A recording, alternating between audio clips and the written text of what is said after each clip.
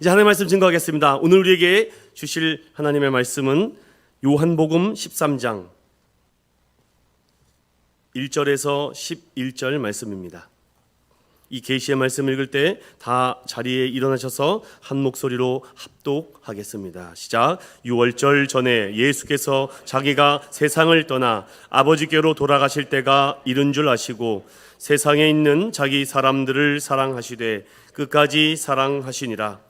마귀가 벌써 시몬의 아들 가롯 유다의 마음에 예수를 팔려는 생각을 넣었더라.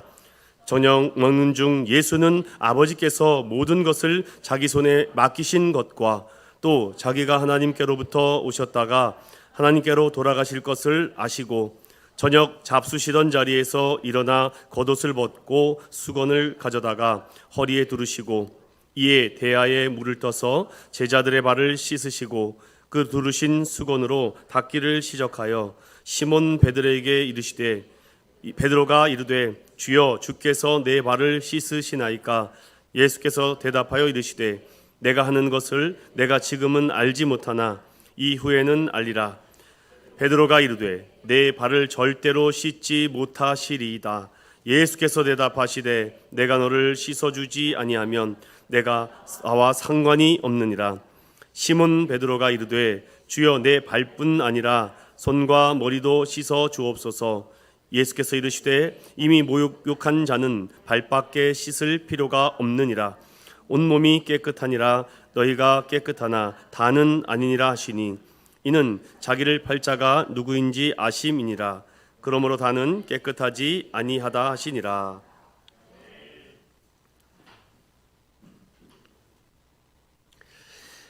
말씀의 제목을 따라해 볼까요? 예수님의 마지막 제자 훈련. 사랑으로 행하고 낮아져라.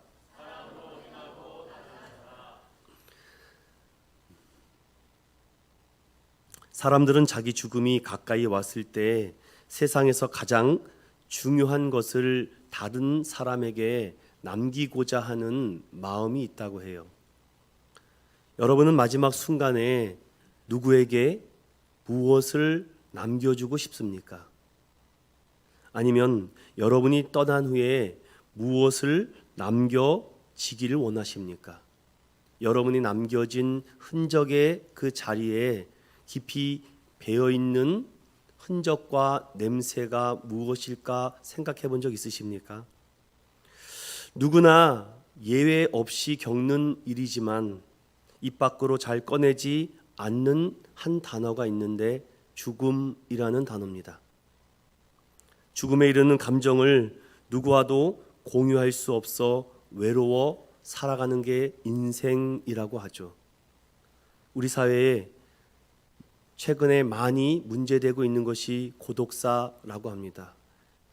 과거에는 노년의 어르신들이 고독사하여 많이 쓸쓸히 죽었는데 최근에 코로나 이후에 경제적인 타격을 입고 중장년들도 홀로 고독사로 쓸쓸히 생을 마감하는 분들이 많아졌다고 합니다.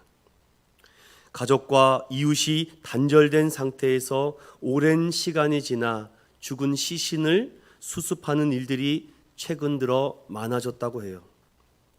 누군가의 죽음 이후부터 시작되는 일을 하는 사람들이 있다고 합니다. 그 사람들은 그 유품을 정리하다가 그 사람의 인생이 보이기도 한다고 하죠. 혹시 이런 책 읽어보셨습니까? 떠난 후에 남겨진 것들이라는 책이 굉장히 이슈가 되고 한 OTT 제작회사에서도 Move to Heaven이라는 드라마를 만들어서 이 유품 정리사에 대한 이야기를 다룬 것을 봤습니다. 그들은 이렇게 말합니다. 고인들의 마지막 이야기와 이삿짐을 정리하는 역할을 합니다. 인생사를 때로는 삭제하는 것 같아요.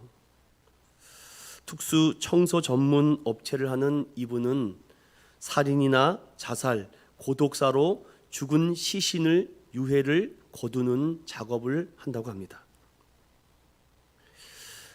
왜 그들이 쓸쓸히 혼자 생을 마감했을까? 그 유품 정리사들이 하나같이 말하는 것은요, 이들이 탈출구가 없어서 그렇다, 비상구가 없어서 그렇다라는 이야기를 들어봤습니다. 때론 자녀들의 돌봄이 없어서 혼자 쓸쓸히 죽어가며 그것을 유품을 정리할 때 꼭 내 아버지 같고 내 어머니 같고라는 그런 마음이 들었다고 합니다.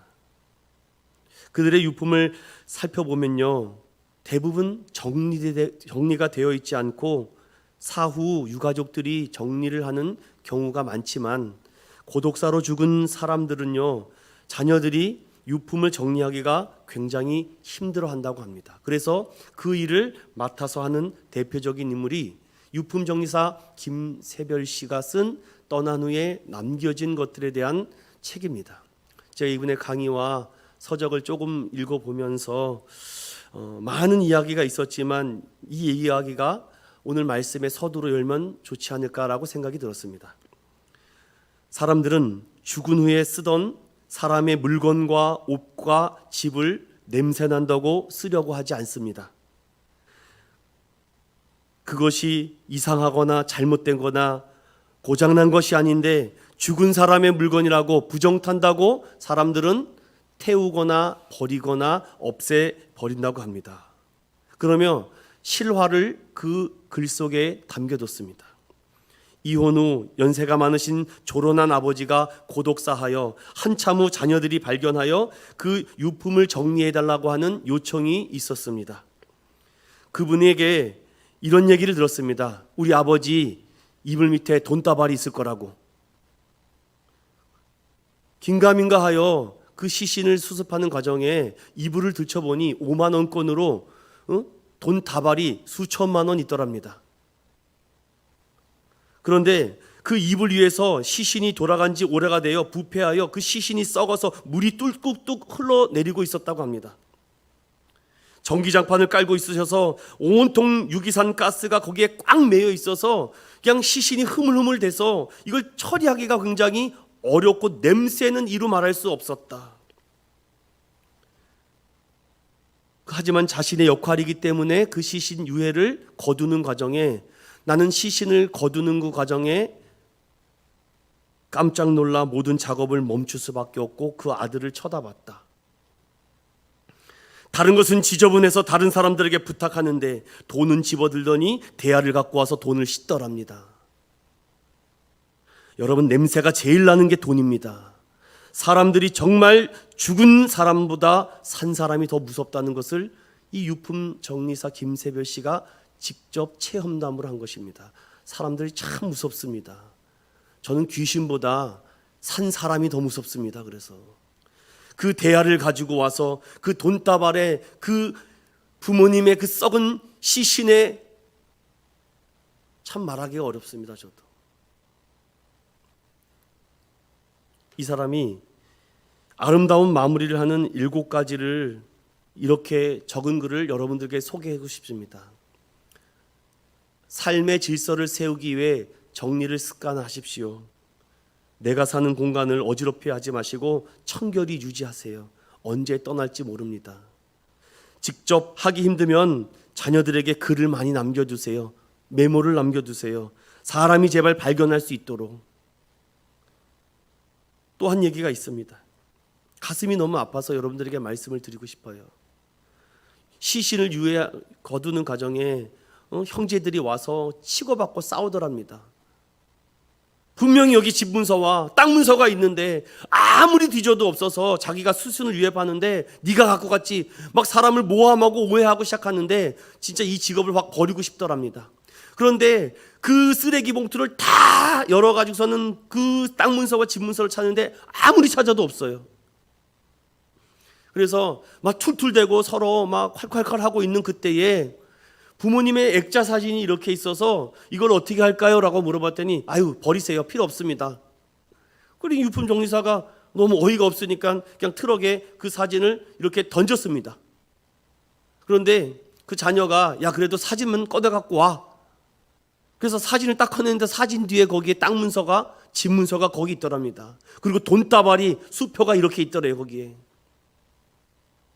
그러면서 참 허망하다라는 생각을 하게 됐다고 합니다. 중요한 물건은 찾기 쉬운 곳에 그래서 보관하라고 합니다. 그래도 죽은 후에 자녀들이 찾아가라고. 가족들에게 자신의 병을 숨기지 말라고 합니다. 숨기는 것이 짐 대신 죄책감을 자녀들에게 더하는 것이기 때문에 가진 것들을 충분히 사용하래요. 제발 필요 없는 거 버리라고 합니다. 그거 나중에 유가족들이 치우냐고 고생한다고 합니다. 다 돈 주고 버려야 된다고. 누구 때문이 아닌 자신을 위한 삶을 살래요. 내가 잘 살고 내가 건강하게 살아야지, 남에게 피해 주지 않는 것이지 내가 잘 살아야 된다라고 합니다. 그리고 제발 나중에 후회하지 마시고 아름다운 추억을 많이 남기라고 합니다. 술 먹고 노는 사진만 남기지 말고 뭔가 의미가 있고 뜻 있는 그 귀한 것을 남기라는 것이죠. 여러분들, 저에게도 해당하는 말입니다. 나는 과연 이렇게 잘 정리하고 잘 남기고 있을까? 떠나고 나서 유품을 정리하는데 왠지 모를 죄의식과 죄책감 때문에 너무 마음이 힘들어서 이 유품 정리사가 처음에는 이 일이 굉장히 어렵고 힘들었다고 합니다. 사랑 믿음의 성도 여러분, 우리는 무엇을 남겨야 될까요? 이제 요한복음 12장까지 예수님의 기적과 표적의 삶을 마무리하시고 이제 대중과 민중들을 대상으로 한 설교를 멈춘 후에 이제 요한복음 13장부터 18장까지 십자가에 달려 돌아가시기 죽기 전까지 예수님은 전혀 다른 방식의 삶을 남기십니다. 세상 사람들이 말하고 이래야 돼 저래야 돼 라고 말하는 것이 아니라 예수님께서 나를 따르는 그들에게 남기시고자 하는 방법은 차원이 달랐고 퀄리티가 달랐다는 것입니다. 예수님 곧 아버지께로 돌아가실 때를 알고 제자들에게 마지막 수업을 하시려고 합니다.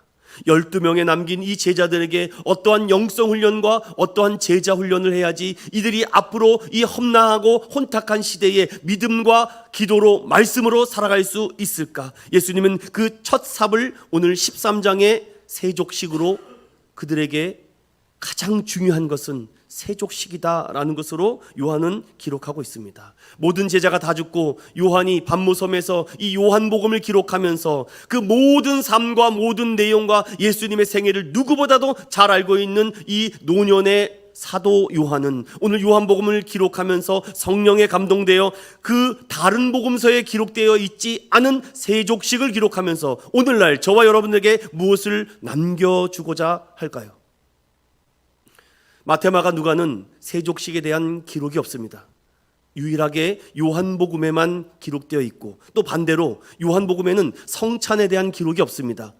그러나 공간복음에는 성찬의 기록을 강조하고 있죠. 물론 복음서가 말하는 강조점이 다를 뿐이지만 그 어린 눈의 사도 요한이 그 모든 상황을 경험하고 체험하면서 오늘 이 기록을 꼭 기록하면서 예수님의 마지막 나에게 남겨주고자 하시는 그 메시지가 무엇일까?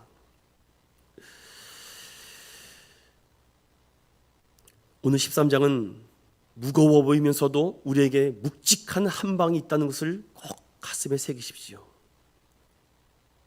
예수님은 서로 사랑하라, 그리고 서로 낮은 자가 되어야 된다라고 수없이 제자들에게 가르쳐 주었습니다. 섬김의 대상에는 자신을 좋아하고 따르는 대상만을 포함하고 있는 것 아닙니다.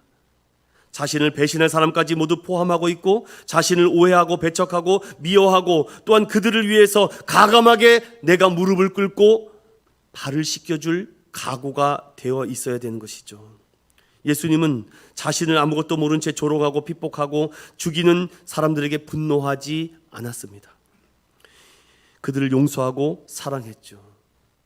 이를 이길 수 있는 힘이 무엇일까? 그 마지막 예수님의 수업 내용으로 찾아가 보겠습니다. 13장 1절을 다 같이 봅니다. 시작. 6월절에 예수께서 자기가 세상을 떠나 아버지께로 돌아가실 때가 이른 줄 아시고 세상에 있는 자기 사람들을 사랑하시되 끝까지 사랑하시느니라. 아멘. 오늘 중요한 포인트가 세상에 있는 자기 사람들을 사랑하시되 끝까지 사랑했다라고 되어 있습니다. 자기 사람들을, 자기 사람들, 이 단어가 또 어디에 등장합니까? 여러분 빠르게 마태복음 1장을 열어보세요. 제가 몇 부분은 직접 여러분들 성경을 찾아가면서 확인시켜 드리고 싶습니다. 마태복음 1장 21절을 다 같이 읽어봅니다. 마태복음 1장 21절 시작. 아들을 낳으리니 이름을 예수라 하라. 이는 그가 자기 백성을 그들의 죄에서 구원할 자이심이라 하니라. 아멘. 하나님은 하나님이 허락된 영혼들을 예수님께 맡겨주셨습니다. 그 맡겨진 영혼들이 영원한 지옥불이 아닌 하나님의 천국, 하나님의 나라로 들어갈 수 있게끔 허락된 영혼들은 누가 붙잡고 계십니까? 예수님이 꽉 붙잡고 있어요. 사랑 믿음의 성도 여러분, 염려하지 마세요. 하나님의 허락된 영혼들이 누가 붙잡고 계십니까? 예수 그리스도가 저와 여러분을 붙잡고 계신 줄로 믿습니다. 쓰러질 수 있어요. 실수할 수 있습니다. 넘어질 수 있어요. 그러나 나는 넘어지고 나는 쓰러져도 전능하신 하나님의 허락된 이 하나님의 구원된 택한 백성은 절대로 넘어지더라도 다시 일어날 줄로 믿습니다. 저는요 찬송가 214장을 굉장히 좋아합니다. 변찮는 주님의 사랑과 거룩한 보혈의 공로를 우리 다 찬양을 합시다. 주님을 만나볼 때까지 예수는 우리를 깨끗게 하시는 주시니 그의 피 우리를 눈보다 더이게 하셨네. 아멘. 내 피는 더러워요. 내 피는요 냄새가 납니다. 그런데 예수님의 피가 내 마음에 묻어지면요 깨끗해진대요. 믿으십니까? 변찮는 주님의 사랑. 여러분 낙심이 되고 좌절일 때 이 210자가 사장을 계속 부르세요. 십자가 단단히 붙잡고. 그러면요 막 용기가 생겨요. 목회하다가도 힘들고 지치고 넘어지면요 십자가 단단히 변찮는 주님을 막 찬양을 하면요 마음에 성령의 불이 임할 줄로 믿습니다. 그 이름 예수가 자기 백성을 구원하기 위해서 이 땅에 오셨는데 그분이 나를 구원해 주셨고 나의 생명줄을 붙잡고 계시는데 여러분 왜 염려하십니까? 그런데 오늘 1절에도 이 자기 사람들을 사랑하시는데 어떻게 사랑한다고 하십니까? 끝까지 사랑한대요. 제가 이 부분도 뒷부분에 조금 더 부연 설명을 드릴게요. 세상에 남겨두고 갈 사람들을요 사랑한다는 거. 저도 말씀을 준비하면서 내가 떠난 빈자리가 참 외롭지 않았으면 좋겠다. 그리고 잘 기억됐으면 좋겠다. 그러기 위해서 어떻게 해야 될까? 예수님의 지혜를 좀 훔쳐봐야 되겠다. 말씀을 남겨야 되겠구나. 생명을 남겨야 되겠구나. 사람을 남겨야 되겠구나. 성경은요 우리 이 세상과 좀 다른 게 무엇이냐면요 우리가 어떤 절기나 어떤 공휴일을 만들려면은 사건이 딱 벌어지고 나서 그 절기를 만들잖아요. 광복이 딱 되고 나서 8.15가 만들어진 거지 8.15가 먼저 만들어진 다음에 광복이 난 게 아니잖아요. 3.1절이라는 운동이 일어나서 3.1절 운동이라는 계절을 만든 것 아닙니까? 그런데 성경은요 예수님께서 이미 성찬식을 만들어요. 이거를 절기를 기념하라고 만듭니다. 그리고 사건이 터져요. 오늘도 동일합니다. 세족식을 하고 나서 사건이 터져요.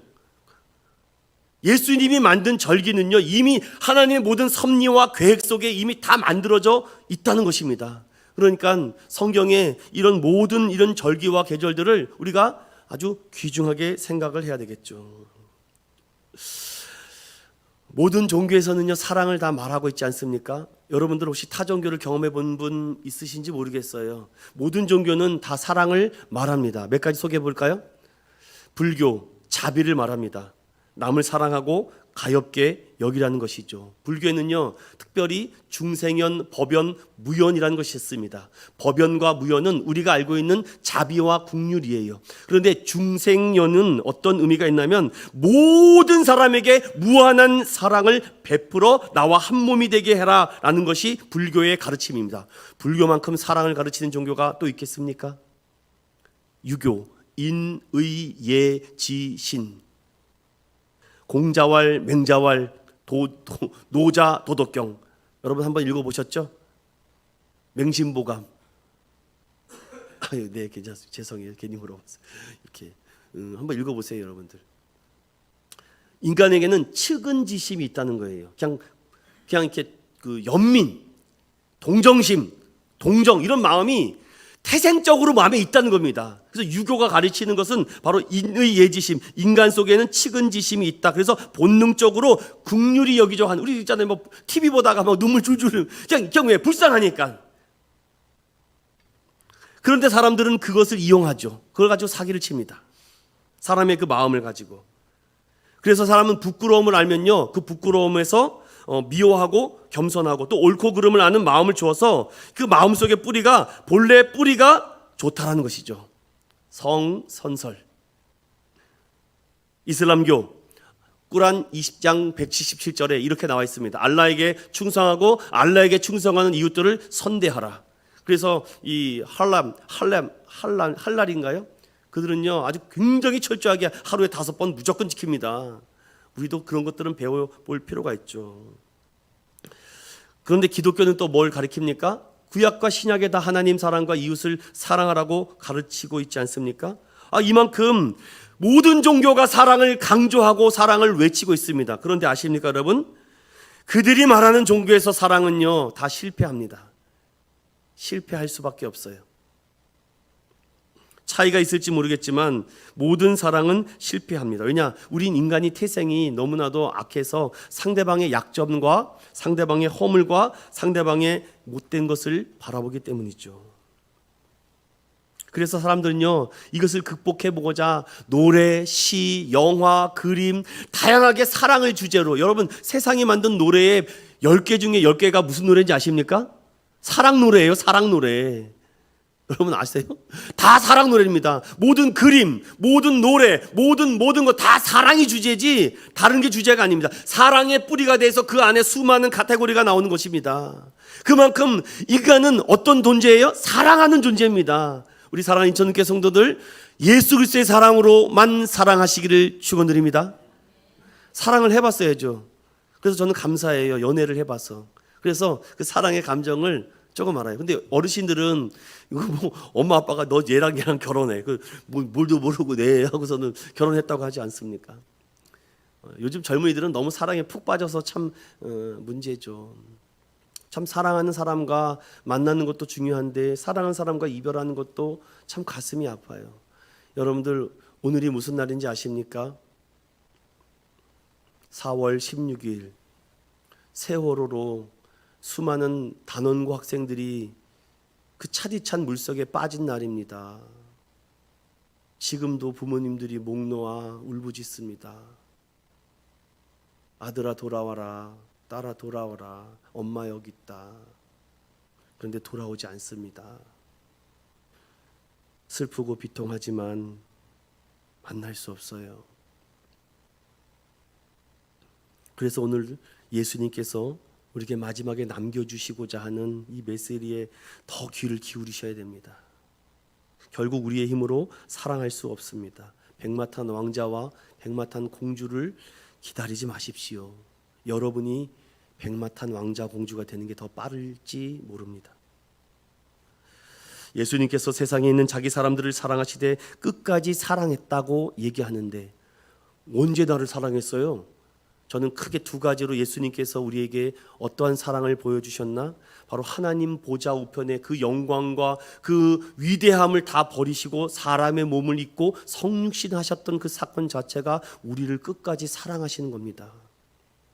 그리고 우리를 위해서 아무 죄와 허물 없으신 주님께서 십자가를 지고 대속의 죽음을 당하셨던 것. 희생이 없는 사랑은 전 믿지 않습니다. 사랑한다면서요. 그러면요, 사랑하면요, 인간적인 사랑도요, 사랑하잖아요. 시간과 돈을 씁니다. 여러분 안 그러세요? 누굴 좋아해요? 누굴 사랑합니다? 시간과 돈을 써요. 저도 우리 아내를 사랑해서 시간과 돈 많이 썼습니다. 그런데 아깝냐고요? 안 아까워요. 왜냐? 사랑하면 안 아깝습니다. 그런데 사랑한다는데 시간과 돈을 안 써요. 하나님을 사랑한다는데 시간과 돈을 안 써요. 사랑하는 건가요? 뭐 사랑할 수도 있죠, 다른 것으로도. 그러나 세상이 말하는 사랑도 그렇게 말하는데 왜 부모가 자녀들을 위해서 시간과 돈을 씁니까? 사랑하니까요. 그래서 자기 몸이 뻣 빠지는지도 모르고서는 학원 보내려고 일하는 거 아닙니까, 솔직히?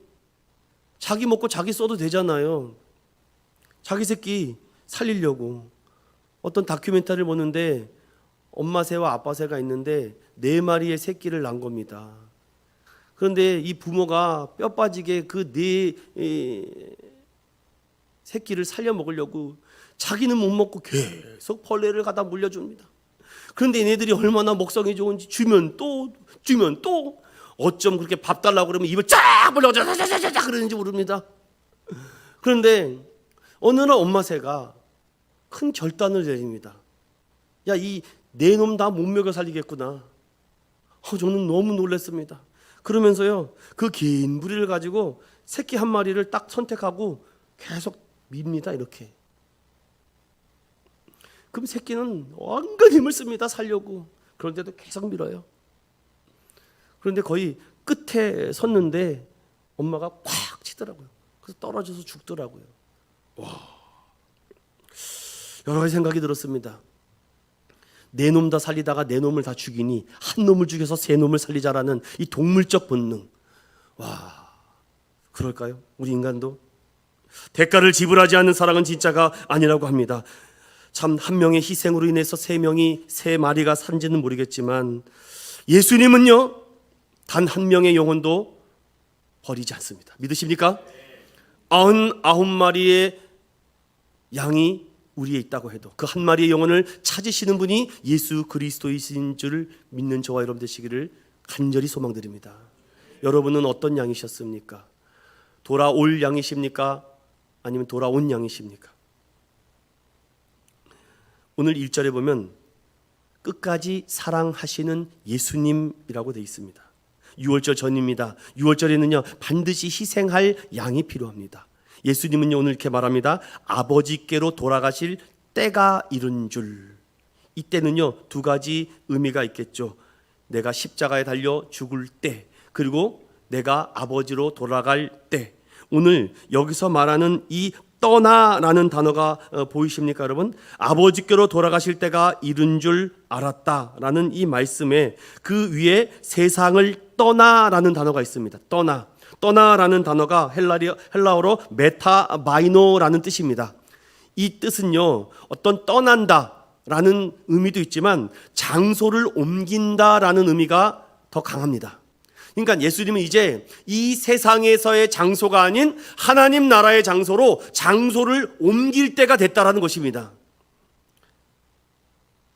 그러면 이 떠나는데 예수님께서는요 이런 말씀이 있습니다. 요한복음 5장 24절을 다 같이 읽어봅니다. 시작. 내가 진실로 진실로 너희에게 이르노니 내 말을 듣고 또 나 보내신 이를 믿는 자는 영생을 얻었고 심판에 이르지 아니하나니 사망에서 생명으로 옮겼느니라. 여기서 옮겼다라는 이 단어가 메타바이노랑 똑같습니다. 떠났다라는 거예요. 옮기다는 것입니다. 여러분, 사랑하는 믿음의 성도 여러분, 여러분들은요 이제 영생을 얻었고 심판에 이르지 않고 사망에서 생명으로 옮기신 줄로 믿습니다. 이 믿음으로 살아가는 겁니다. 이 신비하고 초월적인 이 세계에서 감당할 수 없는 정말 놀라운 은혜로 내가 이제 이 죽음과 사망과 고통 속에서 이 처절하게 사는 것이 아니라 내가 이제 옮기는 거예요. 이렇게. 사랑하는 믿음의 성도 여러분, 우리 다 천국에서 만납니다. 예수님도 떠날 줄 아십니다. 그 대신 내 말을 듣고 나 보내신 이를 믿는 자. 그래서 나를 본 자는 누구를 봤다 그럽니까? 하나님을 봤다 그러잖아요. 사랑하는 믿음의 성도 여러분, 저는 이 설교를 준비하고 말씀을 할 때마다 매번 너무 놀랍니다. 와, 어쩜 이렇게 하나님의 말씀이 꿀송이보다 달고 오묘하고 탁탁 앞뒤가 맞는지, 이 말씀을 왜 이렇게 사람들이 보지를 못하게, 하나님이 눈을 가리셨구나. 참 나는 감사하더라고요. 왜냐? 자기 사람들, 여러분들, 이 자기 사람들 안에 여러분과 제가 포함된 줄로 믿습니다.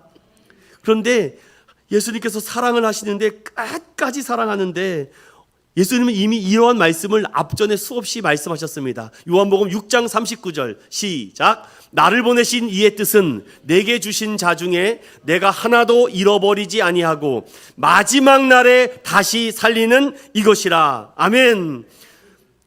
마지막 날에 우리를 다시 살려서 예수님과 똑같이 육체적인 부활로, 신령한 부활로 예수님과 만나 또 이 찬양하는 거죠. 예수는 우리를, 이런 찬양과 고백이, 감사가, 경배가 넘치는 우리 모두 되길 축원합니다. 끝까지, 마지막 날에 끝까지. 이 끝까지라는 헬라어가 에이스텔로스라는 뜻입니다. 이 텔로스라는 뜻은요, 다른 말로 목적이라는 뜻이 담겨 있어요. 목적이라는 뜻이 담겨져 있는데, 이것은요, 예수님은 사람들의 구원이라는 목적을 이룰 때까지 사랑한다는 뜻이에요. 너무 감동되지 않습니까? 저만 막 설교하다가 저는 막 맨날 감동됩니다. 왜냐하면 나를 끝까지 사랑한대. 마지막 날까지 붙잡아 준대요. 여러분, 어느 종교가 그럽니까? 유교와 이슬람과 어디 불교가 그럽니까? 불교는 맨날 자비를 베풀라, 자비를 베풀기 안 된다니까요. 인의 예지 측은지 안 된다니까요. 이슬람에 안 된다니까요. 우리는 다 사랑에 실패할 수밖에 없습니다. 그러나 사랑을 완성하시고 사랑에 끝까지 완성하신 분은 오직 예수 그리스도이심을 믿습니다. 그러니 기독교의 이 내가 크리스찬이고 그리스도인이라는 것이 얼마나 자부심이 있어야 됩니까? 어떻게 타종교보다 그렇게 째째하게 우리가 다닐 수가 있습니까? 하나님을 사랑한다고 하면서도, 마지막 다시 부활할 것을 믿는다라고 하면서도요. 시몬 베드로를 사랑하십니다. 베드로의 행동과 태도는요, 믿음이 없어요. 주님, 내가 끝까지 따라가겠나이다. 너 오늘 밤 닭 2번 울면 나 배신할 텐데 주님 절대로 그렇지 않습니다 라고 말합니다. 예수님은요, 그 연약한 베드로 시몬에게 이렇게 말합니다. 함께 우리 누가복음 22장 31절 32절을 읽어보겠습니다. 시작. 시몬아, 시몬아, 보라, 사탄이 너희를 밀 까부르듯 하려고 요구하였으나 그러나 내가 너를 위하여 내 믿음이 떨어지지 않기를 기도하였노니 너는 돌이킨 후에 내 형제를 굳게 하리라. 아멘. 여러분, 예수님께서 베드로를 택했습니까? 안 택했습니까? 택했잖아요. 그러면 예수님은 끝까지 책임진다니까요. 사랑 믿음의 성도 여러분, 예수님의 이름으로 여러분도 택자입니다. 천국의 시민권자입니다. 생명책의 이름이 기록됐습니다. 그러면 끝까지 주님이 책임져 주십니다. 여러분의 구원을 이룰 그날까지. 너무 그냥 전율이 일어나야 돼요. 말씀을 읽을 때마다. 하나님은 그들이 말씀대로 살아가고 살아내도록 성령님을 보내주셔서 이겨낼 수 있도록 도와주십니다. 혹시 말씀 앞에 살아가다가 진리로 믿음 생활을 하다가 나 혼자 고독하고 외롭다고 생각하지 마십시오. 임마누엘 되신 주님께서 여러분과 영원토록 함께 할 줄로 믿습니다. 그런데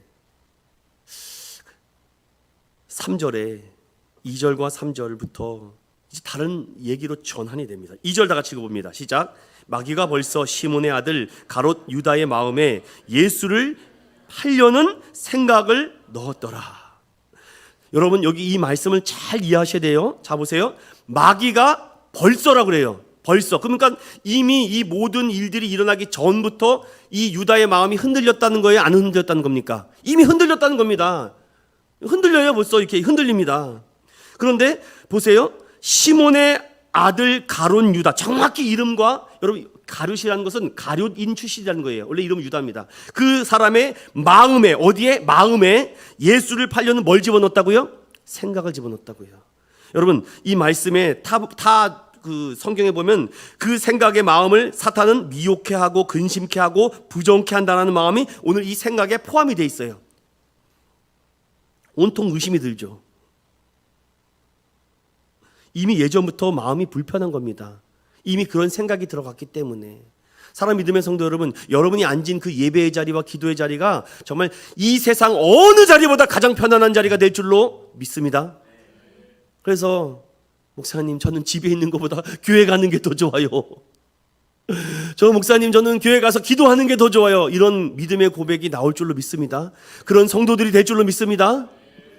그냥 집에서 가만히 TV 보는 것보다 교회 와서 청소도 하고 닦기도 하고 그냥 앉아서 찬양도 하고 노래도 하고 기도도 하면 그 내 자리가 따뜻한 거예요.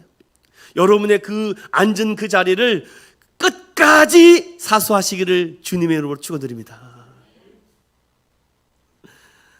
이 진리 싸움 때문에 불편해요. 이 유다의 마음은요, 얼마나 힘들었겠습니까? 언제부터 흔들렸을 것 같아요? 여러분, 유다 마음이 언제부터 흔들렸을 것 같아요? 제가 몇 가지 예를 들어볼까요? 한 여인이 귀한 나드옥합 하나를 예수님께 붓습니다. 그게 불편해 죽겠네.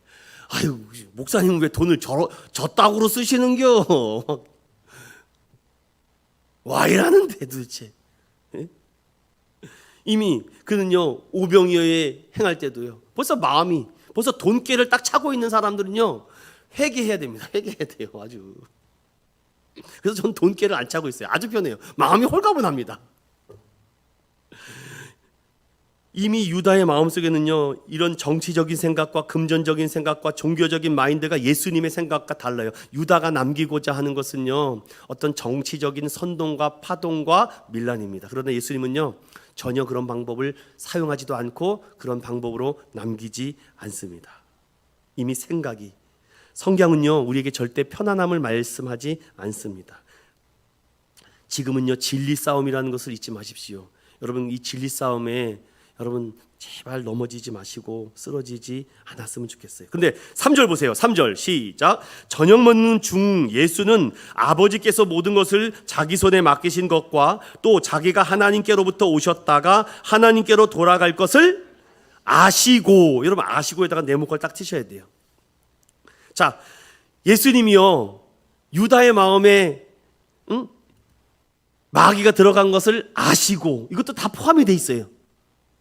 다 모든 것을 아시고, 이제 자기가 십자가의 대속물로 죽어야 된다는 것을 알았고, 그런데 이미 사탄의 마음과 귀신의 마음이 유다의 마음속에 들어간 것도 아시고, 그런데 왜 유다는요 돌이키지 않았을까요? 왜 회개하지 않았을까요? 이렇게 설교를 듣고 이렇게 수많은 기적을 봤는데도 왜 그럴까요?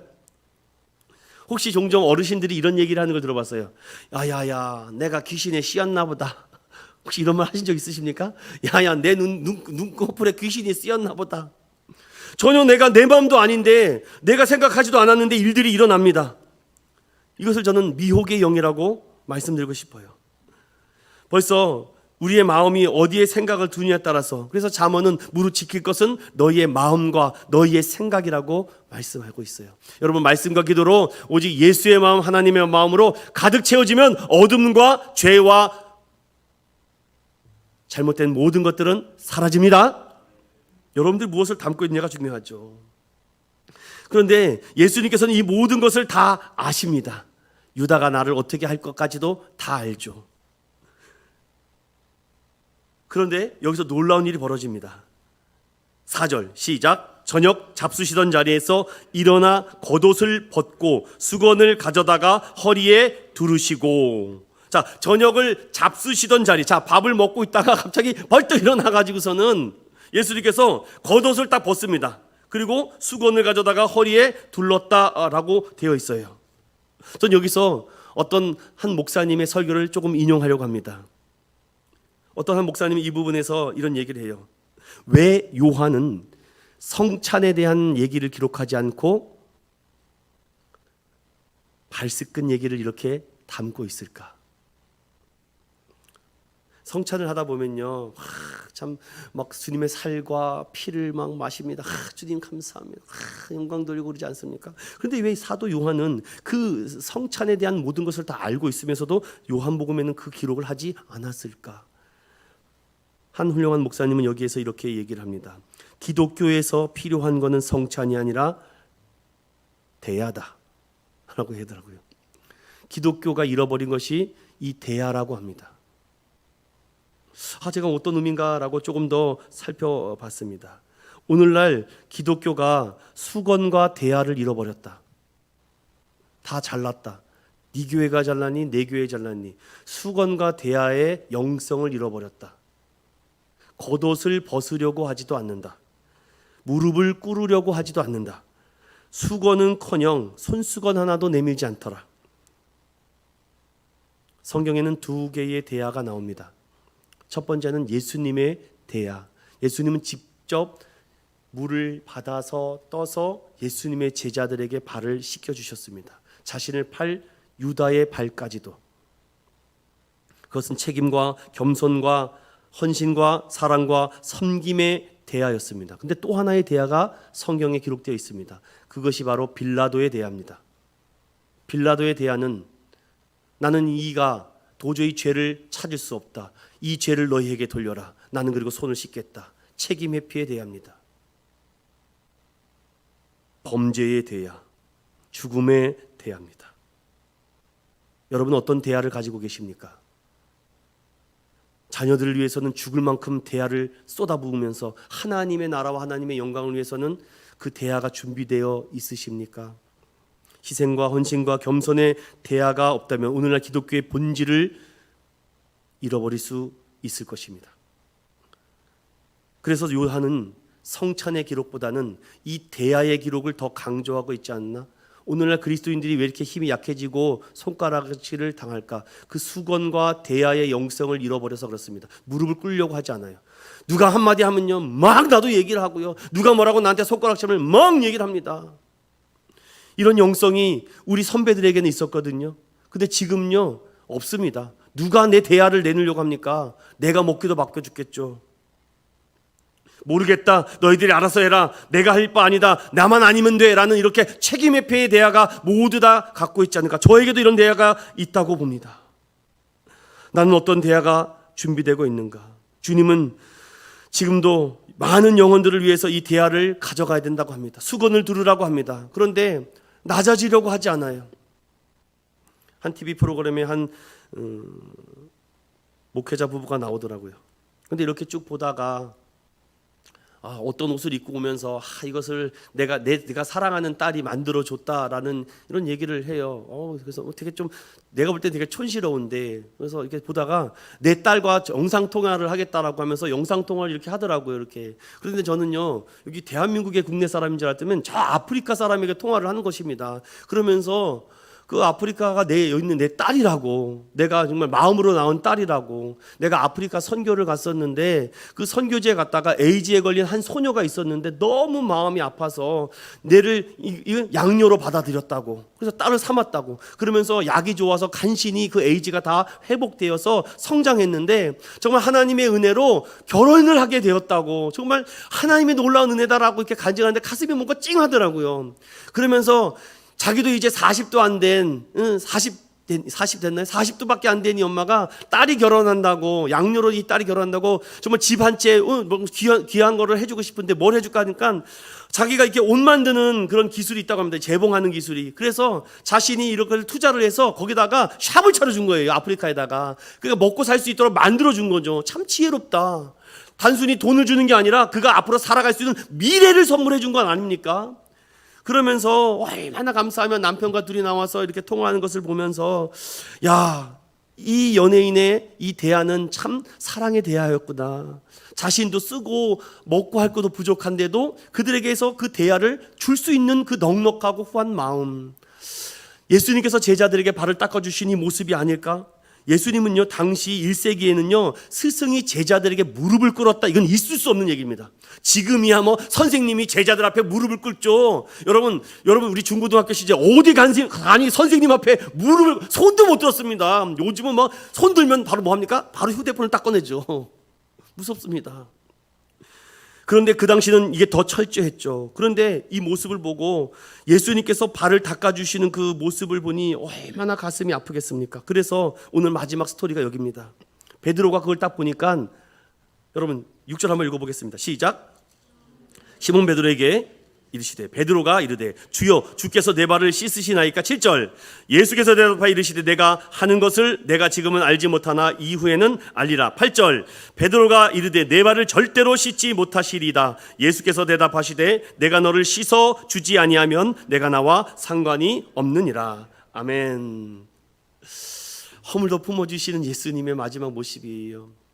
베드로야, 내가 너의 발을 씻어주시지 않으면 내가 너와 함께 공유할 수 없고 나가 하나가 될 수 없고 함께 될 수가 없어. 그러니까 베드로는 좀 오바가 있어요. 그러면 나 전체 목욕을 시켜달라고. 좀 과합니다. 좀 적당히 해야 돼요. 그러니까 야야 됐다, 발만 씻겨줘도 된다, 이렇게 말하는 거죠. 그런데도 저는요 예수님께서 막 이 사랑에 막 눈이 막 보였을 것 같아요. 베드로만 보면은 막 저도요, 우리 종종 성도들을 보면요, 너무 이뻐 죽겠어요. 막 이렇게, 죄송해요, 어르신들. 제가 이런 표현을 써서. 참 너무나도 귀하고 곱고, 너무나도 존경심이 갑니다. 참 교회를 위해서 사랑하고 헌신하고 수고하는 이 모습들을 보면은 얼마나 아픈데. 아니, 담임 목사인 나도 이렇게 너무 사랑스러워 죽겠는데, 하나님은 어떨까? 여러분, 하나님이 여러분들을 끝까지 사랑하고 붙잡아 주실 줄로 믿습니다. 허물도 품어져요. 베드로가 앞으로 어떻게 할 것인지 다 알거든요. 그 허물이 보이거든요. 그래도 아유, 베드로야, 발만 씻겨줘도 괜찮아. 괜찮다. 이 말을 왜 하는 것일까요? 내가 너를 씻어주지 않으면 내가 나와 상관이 없겠다라는 말씀은요, 바로 십자가 사건을 말합니다. 베드로야, 십자가 사건을 받아들여야 된다. 십자가 사건은 스승과 제자가 바뀌는 사건이다. 주인과 종이 바뀌는 사건이다. 가장 크고 높으신 분이 가장 낮고 천한 자를 위해서 철저히 낮추고 낮춘 사건이 갈보리 언덕 위의 십자가인 줄로 믿습니다. 사랑하는 제자들아, 너희들도 앞으로 이 갈보리 십자가를 기억해야 된다. 너희들도 그 길을 올라가야 돼. 그것이 진정한 사랑 아닐까요? 결론으로 말씀을 마치겠습니다. 교회 공동체 안에는 가난하고 결핍하고 소외된 영혼들이 많습니다. 마음이 힘들고 지쳐서 믿으려고 해도 믿어지지 않는 성도들이 있습니다. 눈치 때문에 어쩔 수 없어서 그냥 교회 나오는 성도들도 있습니다.